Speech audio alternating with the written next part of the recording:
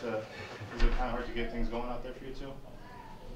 No, I mean, we've been practicing in the cold all spring, so yeah. It was nothing new. You know, you just go out there and get warmed up and play. So it's nice to be outside rather than in the damn bubble. I would say, yeah, but we've been outside quite a few times, and it was only like the first week where we were in the bubble, but it's been nice, a nice spring. How tough is it when you don't have a bunch of your receivers, you know, when they're out? I would just say the receivers' freshness, their legs got a little heavy towards the end of spring.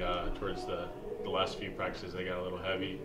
And then today with Line and Key and Marshall, they had to play both sides, so they're running back and forth, and you know that's tough. So it's just tough having. Yeah, I was gonna say it was tough for those guys throughout the spring, but I think the young guys got a lot of good experience, so pluses and minuses to it. Now, Isaac, you know, we haven't seen you play too much. I mean, you played a couple games last year, especially in that Bowling Green game. I think that's what it was, where you had most of your playing time. But like, you know, from the outside, like we haven't seen too much of like your development since high school when you were like won a state title at Snyder. You know, like how have you seen yourself grow since you first stepped foot here on campus, and you know, how do you see yourself like projecting going forward? Well, I was fortunate to sit behind a good quarterback with Brogan. I learned a lot sitting behind him. And then with Coach Keene becoming offensive coordinator, he's probably one of the best teachers I've ever had.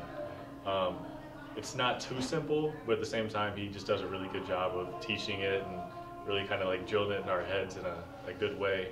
But I've definitely learned a lot since I first got here as a freshman, as anyone should.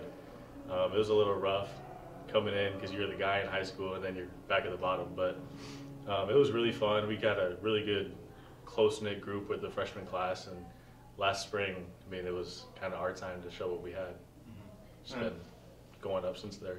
What is it about Kane that you like so much as an instructor, as a teacher, as a coach? Well, just his teaching ability to start, and then he's not all high fives and smiles and stuff. Like sometimes he'll get on you a little bit, but that's what we need sometimes. So he's just a really good coach. I think that him and I gel well.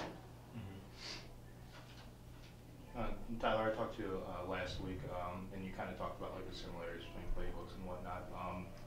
You know, like you're still learning like the playbook here and stuff, and like you said that you understand the concepts. But do you think you've tried anything new in your game like over the past couple of weeks, or are you still like kind of keeping things the same that you know how to do?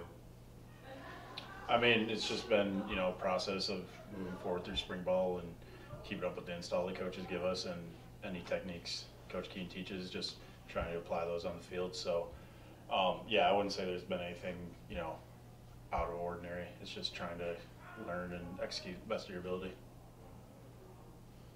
When you guys go up against the defense, what's the strength of this defense? How good are they going to be this fall? Well, Max is a really good pass rusher, probably one of the best in the MAC. Brody's really good. I mean, he plays with us a little bit, and it's tough going against Brody. But our defense they're just really solid. They sometimes get after us a little bit in the pocket, and they're covering our receivers pretty well.